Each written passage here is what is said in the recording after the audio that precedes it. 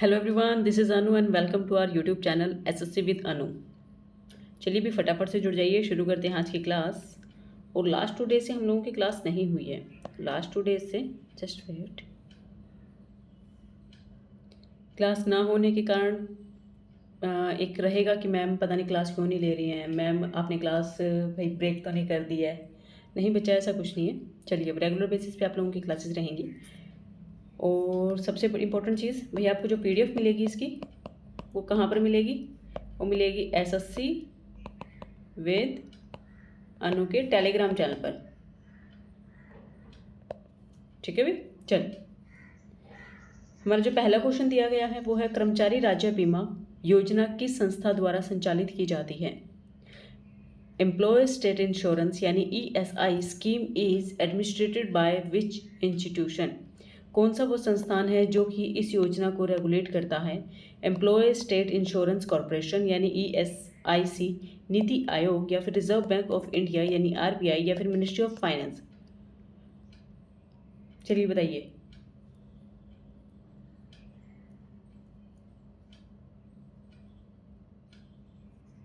क्या आएगा इसका आंसर?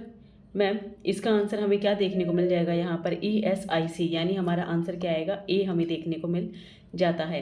यहाँ पर कर्मचारी राज्य बीमा योजना जो है वो कर्मचारी जो गवर्नमेंट एम्प्लॉयज़ हैं, जो स्टेट गवर्नमेंट के अंतर्गत आते हैं, उनके इंश्योरेंस से संबंधित जो हमें यहाँ पर क्या देखने को मिला, डिपार्टमेंट देखने को मिला है, वो कौन सा आ जाएगा ma'am? Employees state insurance corporation. अब आप लोगों के लिए होमवर्क ये है भाई, देखिए इसका आंसर तो ए आएगा। होमवर्क ये है कि जो सेंट्रल गवर्नमेंट के अंतर्गत काम करते हैं, जो सेंट्रल एम्प्लॉयज़ हैं, जो सेंट्रल एम्प्लॉयज़ हैं, आप मुझे फटाफट से कमेंट करके बताइएगा कि उनके इंश्योरेंस से संबंधित कौन सा डिपार्टमेंट है जो काम करता है। उनके इंश्योरेंस से संबंधित कौन सा डिपार्टमेंट है जो काम करता है? याद रखेंगे क्या आएगा? कर्मचारी राज्य बीमा निगम, जो कि हमें क्या आएगा? रिसेंटली उत्तर प्रदेश के 15 जिलों और कर्मचारी राज्य बीमा योजना का विस्तार अभी रिसेंटली देखने को मिल गया है। कहाँ पर? उत्तर प्रदेश के अंदर मैम टोटल 75 डिस्ट्रिक्ट हमें देखने को मिल जाते हैं और इन्हीं में से क्या है 15 के अंदर अभी से लागू कर दिया गया है। बाकी कुछ ज़्यादा खास पढ़ने वाली चीज़ नहीं है, आप लोग देख लीजिएगा। नेक्स्ट न्यूज़ क्या है भी? किस मंत्रालय ने बालपन की कविता पहल शुरू की है?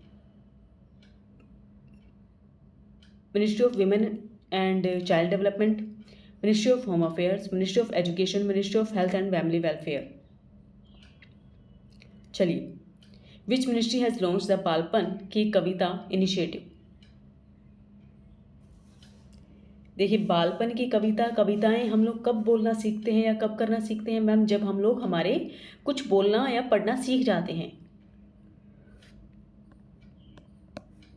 तो यहाँ पर आंसर क्या आएगा मैम? हमें सी देखने को मिल जाएगा। बालपन की कहानियाँ यानी इंडियन कल्चर पोइट्री इनिशिएटिव जो हमें देखने को मिला है, बालपन की कहानियाँ, ये शिक्षा मंत्रालय के द्वारा नेशनल एजुकेशन जो पॉलिसी हमें देखने को मिली थी 2020 के अंतर्गत, उसके तहत हाईलाइट्स किया गया है यूनिवर्सल हाई क्वालिटी को। ठीक है, जो चाइल्डहुड एजुकेशन को यहाँ पर क्या आएगा मैम? मल्टी लिंग्विस्टिज्म इन क्या आएगा? Primary education.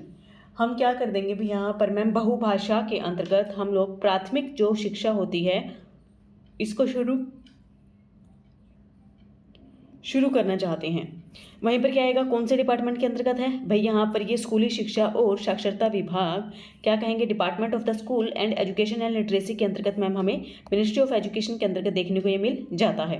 ठीक है, अब भाषाएं कौन कौन सी आ जाएंगी? इंग्लिश एंड अदर जो जितनी भी भारतीय भाषाएं हैं। मुझे हमारी जो संविधान के अंदर शेड्यूल 8 में कितनी भाषाएं हैं वो बताइएगा। और हमारा जो मूल संविधान था, यानी जब संविधान को इनेक्ट किया गया था, लागू किया गया था, तब हमारे संविधान में कितनी भाषाएं थी, मुझे वो भी बताइएगा। इसके अलावा मैं आप लोगों को ये पूछना चाहूँगी कि जो अदर भाषाओं में से एक भाषा मैं पूछ रहा, यानी जो कोंकणी थी, एक भाषा कोंकणी जोड़ी गई है, वो कोंकणी जो भाषा है वो कब जोड़ी गई थी? उसे कब हमारी शेड्यूल 8 के अंदर शामिल किया गया था। यानी शेड्यूल 8 में कितनी भाषाएं हैं? मूल रूप से संविधान जब लागू कर दिया गया था पूरे देश में, तब हमें कितनी भाषाएं देखने को मिल रही थी।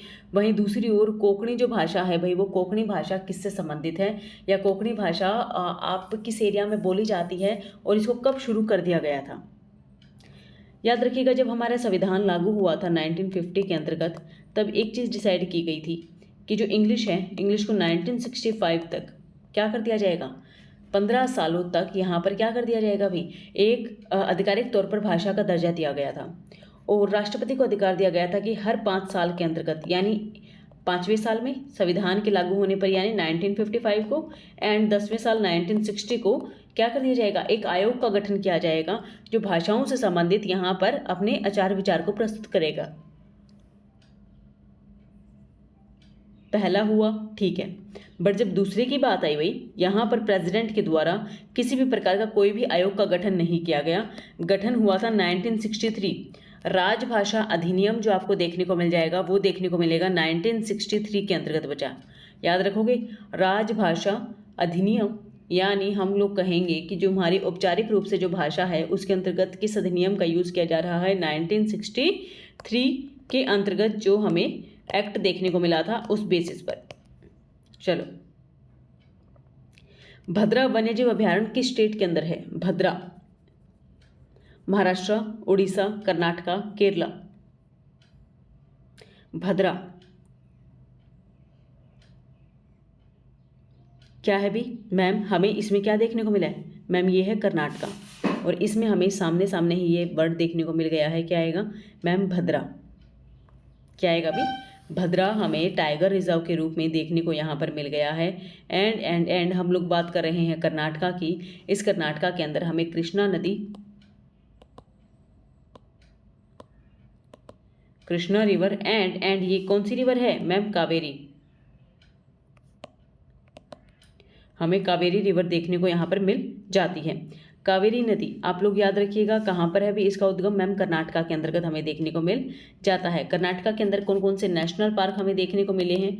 कर्नाटका के अंदर कौन कौन सा बायोस्फीयर रिजर्व है वो आप मुझे बताइएगा। कर्नाटका में कौन सी रामसर साइट है, ये आप लोगों का होमवर्क है। कर्नाटका के अंदर कौन सा हमें यहाँ पर टाइगर रिजर्व देखने को मिल जाता है, ये आप लोग मुझे बताइएगा। ये सारे के सारे आंसर यहाँ पर दे रखे हैं और आई थिंक आप लोगों को यहाँ से चीज़ें याद हो जाएंगी। कर्नाटका के अंदर हमें यहाँ पर वन्यजीव अभयारण्य देखने को मिल गया है, और इसको मेन चीज़ क्या है, ये हमारे वेस्टर्न घाट के अंदर अभी किसमें? वेस्टर्न घाट। याद रखोगे वेस्टर्न घाट के अंदर है मैम। सीनियर एशियाई कुश्ती चैंपियनशिप 2025 में सुनील कुमार ने कौन सा पदक जीता? गोल्ड, सिल्वर, ब्रोंज या फिर उपरोक्त में से कोई नहीं? सुनील कुमार ने कौन सा मेडल रिसेंटली जीता है इन सीनियर एशियन रेसलिंग चैंपियनशिप 2025 के अंदर? क्या आएगा भाई, फटाफट से बताओ।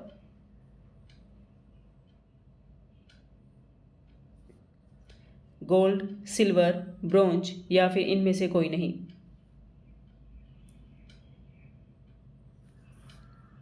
क्या आएगा मैम? सुनील कुमार के द्वारा अभी रिसेंटली यहाँ पर ब्रोंज मेडल जीता गया है, और जो रिसेंटली हमें क्या देखने को मिला था, सीनियर, यहाँ पर क्या आएगा, सीनियर एशियन रेसलिंग चैंपियनशिप हमें जॉर्डन के अंदर देखने को मिली है। कहाँ पर भी मैम? जॉर्डन के अंदर। और जॉर्डन अभी रिसेंटली आप लोग जानते हैं इजराइल और हमास का जो कॉन्फ्लिक्ट हुआ था, इन दोनों के, देखिए हमास है गाजा पट्टी में, इस प्रकार की शेप हमें देखने को मिल जाती है। तो यहाँ पर क्या है, ये गाजा है, पतली सी स्ट्रिप है, ये है गाजा जो फिलिस्तीन का एरिया माना गया है। और यहाँ पर जो ये इसका बाउंड्री टच करता है इजराइल की, ये क्या है? जॉर्डन। ये क्या है भाई? जॉर्डन। आप लोग मैप में ज़रूर देखिएगा, आपको मैप से पता चल जाएगा, हिंट लगेगा अच्छे से। तो ये क्या आएगा? जॉर्डन। तो जॉर्डन के अंदर अभी रिसेंटली मैम सीनियर एशियाई कुश्ती चैंपियनशिप में भारत ने पहला पदक जीत लिया गया। किसके द्वारा जीता गया? सुनील कुमार के द्वारा जीता गया है, रेसलिंग के अंदर। ठीक है, कौन सा किलोग्राम के अंदर मैम? 87 किलोग्राम के अंतर्गत, ये ज़रूर याद रखिएगा। ठीक है भाई, चलो। किस मंत्रालय ने अंतर्राष्ट्रीय श्रम संगठन यानी इंटरनेशनल लेबर ऑर्गेनाइजेशन के साथ भारत के सामाजिक संरक्षण हेतु पुलिंग अभ्यास की शुरुआत की है? पुलिंग एक्सरसाइज क्या है भी? किसके द्वारा? Ministry of labour and employment, ministry of law and justice, ministry of finance, ministry of commerce and industry.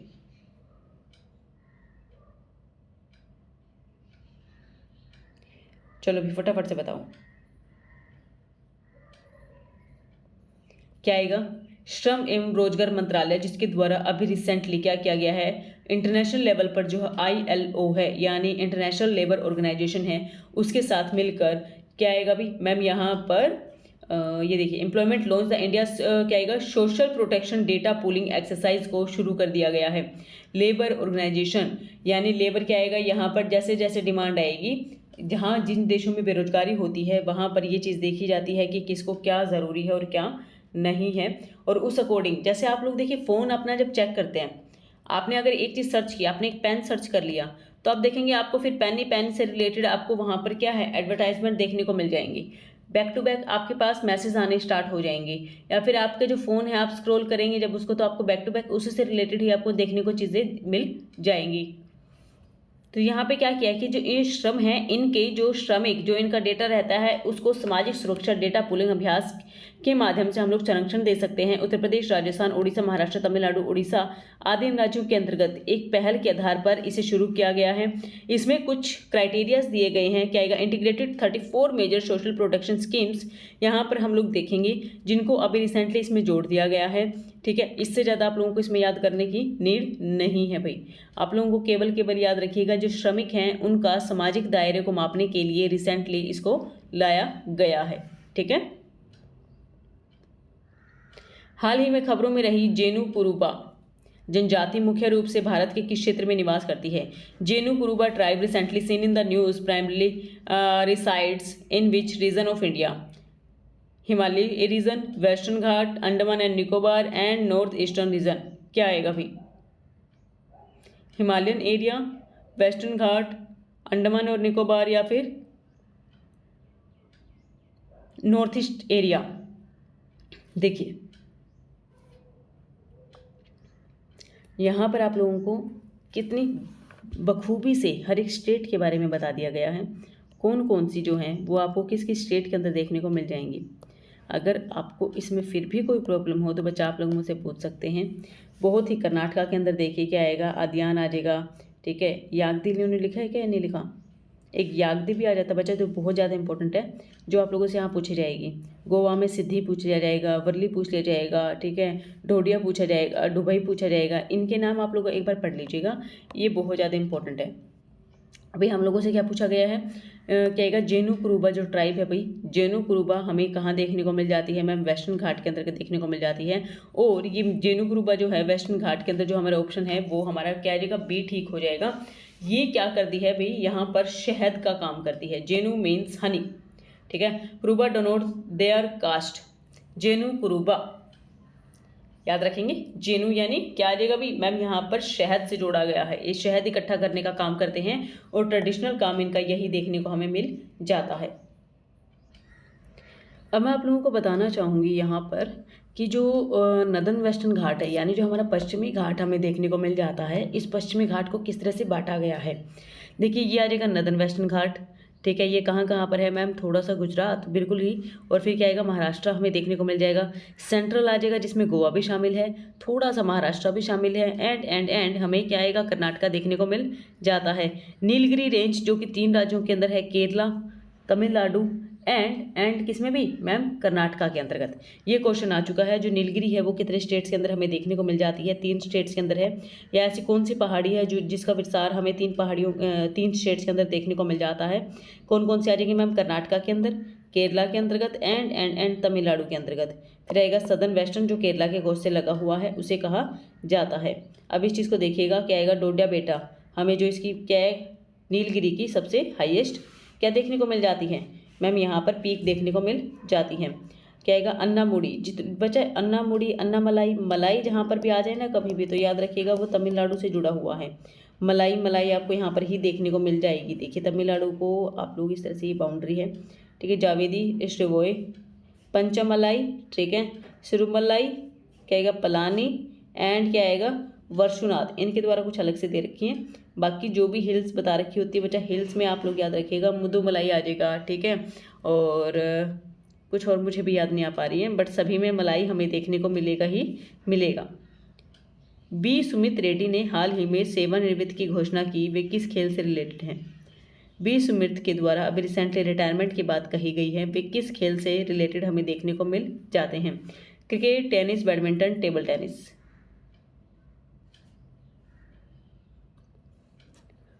तो जो हमें बी सुमित रेड्डी देखने को मिल जाते हैं किस खेल से हैं भी मैम? वो हमें देखने को मिल जाते हैं बैडमिंटन से। देखिए, बी सुमित रेड्डी के द्वारा अभी रिसेंटली बैडमिंटन से संन्यास लेने की यहाँ पर घोषणा कर दी गई है और ये घोषणा उनके द्वारा इंस्टाग्राम पर बताई गई। अब आ जाएगा कि उनकी प्रमुख उपलब्धियों के बारे में बताया गया है, ये पूछा जा सकता है, इस पर थोड़ा सा ध्यान रखिएगा। 2021 में यहाँ पर जो सुमित है बैडमिंटन अकादमी की इनके द्वारा स्थापना भी कर दी गई थी। चलिए अब चलते हैं नेक्स्ट क्वेश्चन की ओर।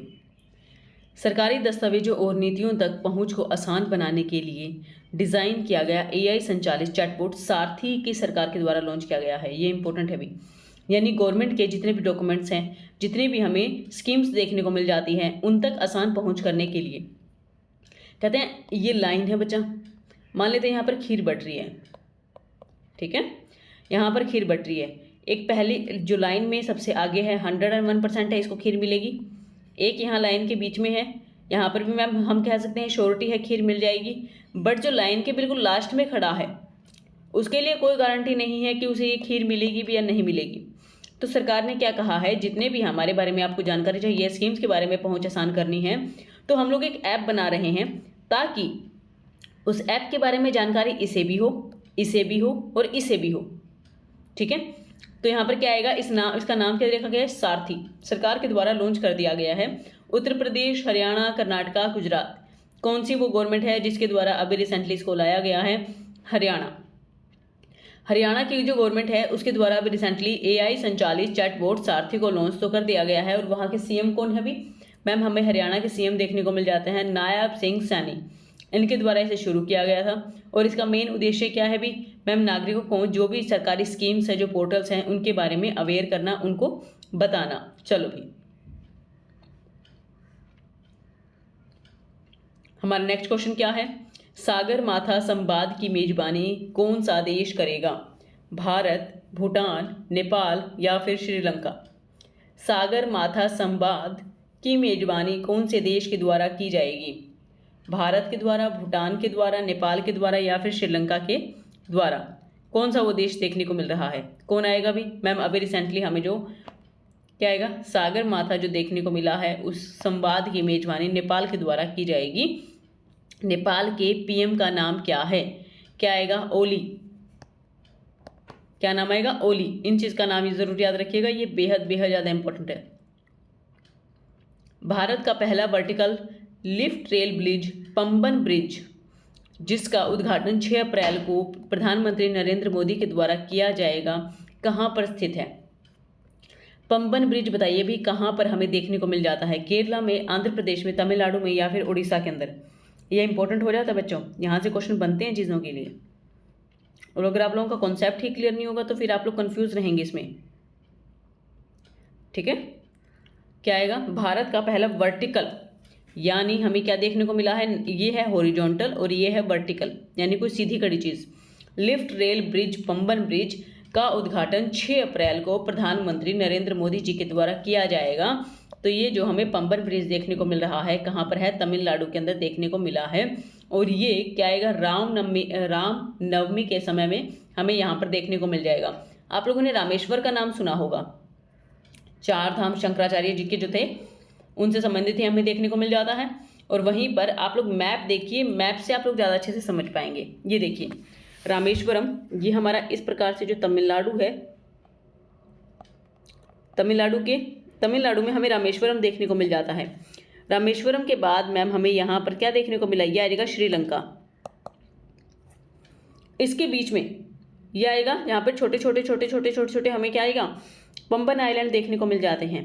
बट आपको यहाँ पर एक या टुकड़ों के अंदर जो ब्रिज देखने को मिलेगा वो आएगा एडम ब्रिज, ठीक है। और एक फेरी हमें देखने को मिल जाएगी और इसी को ही क्या बोला जाता है? पंबन ब्रिज बोला जाता है। यानी इंडिया और रामेश्वरम को यहाँ पर जोड़ने के लिए क्या देखने को मिला है? पंबन ब्रिज देखने को मिल जाता है। और रामेश्वरम और यहाँ पर श्रीलंका को जोड़ने के लिए हमें राम सेतु एडम ब्रिज देखने को मिल जाता है। ये दोनों ही याद रखिएगा, ये बहुत ज़्यादा इंपॉर्टेंट है, यहाँ से आप लोगों से क्वेश्चन पूछा जाता है। ठीक है, क्या आएगा? पंबन ब्रिज एंड क्या आएगा भाई यहाँ पर? राम सेतु। डिजिटल फसल सर्वेक्षण प्रणाली किस मंत्रालय के द्वारा शुरू की गई? कृषि एवं किसान कल्याण मंत्रालय, ग्रामीण विकास मंत्रालय, पर्यावरण वन और जलवायु परिवर्तन मंत्रालय, विज्ञान और प्रौद्योगिकी मंत्रालय। डिजिटल फसल सर्वेक्षण, digital crop survey system has been launched by which ministry? किसके द्वारा किया गया भी? मैम यहाँ पर अगर उस क्या कहते हैं कृषि से संबंधित डेटा पूछा जा रहा है, ठीक है, तो किसके द्वारा? मैम कृषि किसान कल्याण मंत्रालय के द्वारा।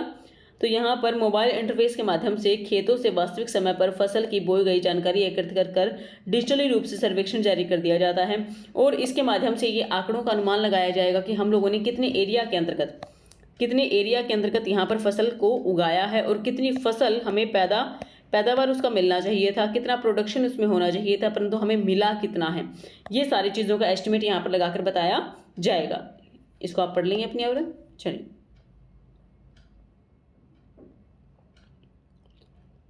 Ripples of change gender transformation rural वॉश प्रोग्राम्स इन इंडिया नामक बुक किसके द्वारा लिखी गई है? हमारे ऑप्शन क्या दिए गए हैं? धर्मेंद्र प्रधान, स्मृति ईरानी, नरेंद्र सिंह तोमर और CR Patil. Ripples of change gender transformation rural वॉश प्रोग्राम इन इंडिया जो बुक है वो किसके द्वारा लिखी गई है एंड विमोचित की गई है? देखिए, कोई भी बुक है, मान लेते हैं X के द्वारा लिखी गई, परंतु इसको लॉन्च यानी विमोचित किया गया Y के द्वारा। तो यहाँ पर पूछा गया है विमोचन किसके द्वारा किया गया है? धर्मेंद्र प्रधान, स्मृति ईरानी, नरेंद्र सिंह तोमर या फिर CR पाटिल। क्या आएगा? मैम केंद्रीय जल शक्ति मंत्रालय CR पाटिल के द्वारा अभी रिसेंटली एक प्रोग्राम इन इंडिया पुस्तक विमोचन किया गया। ये जो बुक है बच्चा याद रखिएगा, पेयजल एवं स्वच्छता विभाग, जल शक्ति मंत्रालय, यूनिसेफ इंडिया संयुक्त प्रकाशन रिपल्स ऑफ चेंज भारत की 10 शक्तिशाली कहानियां इसके अंदर हमें देखने को मिल जाती हैं, जो कि रिसेंटली अभी इनका संकलन कर कर एक बुक बना दी गई है। इसमें हमें कौन कौन से टॉपिक्स देखने को मिल जाएंगे? मैम फीमेल्स के एम्पावरमेंट से संबंधित, सामुदायिक नेतृत्व से संबंधित, जमीनी स्तर पर नवाचार के माध्यम से स्वच्छ भारत मिशन को कैसे हम लोग यहाँ पर अप्लाई कर सकते हैं या कैसे कार्य करवा सकते हैं उससे संबंधित। नेक्स्ट क्वेश्चन क्या दिया गया है? अच्छा, इसकी हिंदी नहीं है क्या? Where will India's first ingeniously developed MRI machine be installed? यानी इंडिया की पहली हमें संयुक्त यानी खुद के द्वारा स्वदेशी रूप से डेवलप की गई MRI मशीन है वो कहाँ पर लगाई गई है, इंस्टॉल की गई है? PGI MER चंडीगढ़, क्या आएगा? निम्हांस बेंगलुरु, एम्स दिल्ली, IIT अहमदाबाद। कहाँ पर अभी रिसेंटली इसको इंस्टॉल किया गया है? मैम जो MRI मशीन है पहली जो पूरी रूप से भारत के द्वारा अपने ही आधार पर बनाई गई है, ये हमें कहाँ पर देखने को मिल जाती है? अभी फटाफट से बताओ मैम, ये MRI मशीन जो है, अरे फर्स्ट इंजीनियर्स जो MRI मशीन है भाई उसको लाया कहाँ पर लगाया गया है? मैम एम्स दिल्ली के अंदर। कहाँ पर? एम्स दिल्ली के अंदर। नेक्स्ट क्वेश्चन है, एशियाई योगासन खेल चैंपियनशिप का सेकंड जो एडिशन है किस देश में आयोजित किया गया? योगासन जो हम लोग कहेंगे योग दिवस है, योगा डे है, कब मनाया जाता है मैम? 21 जून। अब यहाँ पर क्या पूछा गया? Second edition of the Asian योगासन स्पोर्ट्स। आप लोग जानते हैं इससे संबंधित प्रतियोगिताएं भी होती रहती हैं और एशिया के अंदर योगासन से संबंधित जो स्पोर्ट्स हम लोगों ने यहाँ पर शुरू कर दिया है, क्या आएगा ma'am? Championship will be held on the which country? कौन से नंबर की थी? दूसरे नंबर की योगासन हमें यहाँ पर ये चैंपियनशिप देखने को मिली। किस देश के अंदर इसको किया गया है? जापान, थाईलैंड, भारत और इंडोनेशिया। क्या आएगा अभी मैम? यहाँ पर हमें दिल्ली के अंदर यानी इंडिया के अंदर योगासन देखने को मिला है। कौन सी? दूसरे नंबर की मैम यहाँ पर ये चैंपियनशिप को लागू कर दिया गया है, लाया गया है। कब? सेकंड नंबर की। कहाँ पर? दिल्ली के अंदर। याद रखेंगे कहाँ पर आएगा? दिल्ली के अंदर। भारत की पहली नाइट सफारी कहाँ विकसित की जाएगी? भोपाल, जयपुर, लखनऊ, हैदराबाद। नाइट सफारी तो आप लोग समझ रहे हैं कि जब हम लोग किसी भी जू के अंदर जाते हैं जो बहुत ही ज़्यादा बड़ा है, लार्ज स्केल पर है, किसी वाइल्ड लाइफ सेंचुरी के अंतर्गत जाते हैं, किसी नेशनल पार्क के आउटर बाउंड्री पर जाते हैं, बायोस्फीयर रिजर्व के बाहर जाते हैं, तो वहाँ पर मैम कुछ गार्ड्स के द्वारा हमें अंदर लेकर जाया जाता है और उन गार्ड्स के द्वारा ये चीज़ों की चेक किया जाता है कि हम लोग सुरक्षित ही वापस आ जाएं, और जिन चीज़ों के पैसे दिए हैं यानी जानवरों को, एनिमल्स को देखने के पैसे दिए हैं, वो पैसे हम लोग यहाँ पर क्या है पूरी तरह से भुना सकें। तो अभी नाइट सफारी की शुरू करने की बात कही जा रही है। उत्तर प्रदेश को पहले नाइट सफारी का उपहार दिया गया है, यानी लखनऊ वो ऐसी राजधानी बनने जा रही है जहां पर नाइट सफारी भी की जा सकेगी। आप लोग पूरी रात बाहर घूमेंगे तो पुलिस वाले आपसे ये नहीं पूछेंगे कि आप लोग बाहर क्या कर रहे हो, ठीक है, याद रखेंगे। बाकी आप लोग पढ़ लीजिएगा। BVR सुब्रमण्यम किस संगठन के CEO है? RBI के, कन्फेडरेशन ऑफ इंडियन इंडस्ट्री के, नीति आयोग के, या फिर security of exchanges board of India के? किसके आएंगे भाई? मैम यहाँ पर जो हमें देखने को मिला है, ये पूर्व IAS अधिकारी हैं, CEO बने हैं। ये किस चीज़ के भाई? मैम यहाँ पर ये हमें नीति आयोग के CEO देखने को मिल जाते हैं। नीति आयोग जो कि 2015 के अंदर मैम यहाँ पर बनाई गई थी, लाया गया था, और ये बॉटम टू टॉप पर काम करती है। ये एक थिंक टैंकर है, थिंक टैंक है, जो कि सभी का क्या है, समावेशन को यहाँ पर सुनिश्चित करती है एंड सभी की भागीदारी के आधार पर ही यहाँ पर कार्य करती है। याद रखेंगे। चलो भाई बच्चा, आज की क्लास यहीं फिनिश होती है। अब अगर आप लोगों को कोई भी डाउट है तो आप कमेंट सेक्शन में मुझसे पूछ सकते हो। अब कहेगी डाउट पहला, मैम PDF कहाँ मिलेगी? बच्चा PDF आपको मिल जाएगी SSC with Anu Telegram channel पर, याद रखेंगे, ठीक है। क्लास को लाइक भी करना है, शेयर भी करना है एंड सब्सक्राइब भी करना है। मिलेंगे आपसे कल एक नई क्लास के साथ, तब तक के लिए बाय बाय, टेक केयर, ध्यान रखिएगा अपना।